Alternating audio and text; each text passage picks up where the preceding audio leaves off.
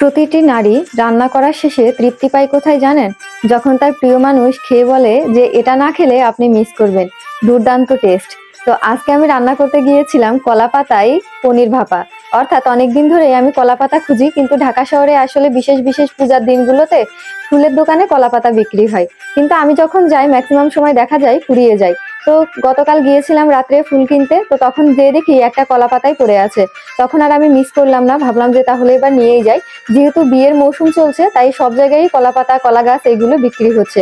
তো নিয়ে আসলাম, গ্রামে যেটা সহজে পাওয়া যায় সেটা এখানে 10 টাকা 20 টাকা করে আমাদেরকে কিনতে হয়। তারপরে যে মোটামুটি মশলাগুলো দেখলেন, এখানে কাজু বাদাম ছিল, নারকেল ছিল, সরিষা ছিল, কাঁচা লঙ্কা ছিল। সবকিছু দিয়ে একসাথে বেটে একটা পেস্ট তৈরি করে কলা পাতায় এইভাবে মুড়িয়ে ডিম আঁচ দিয়ে হালকা করে এটাকে ভাপা করতে হবে।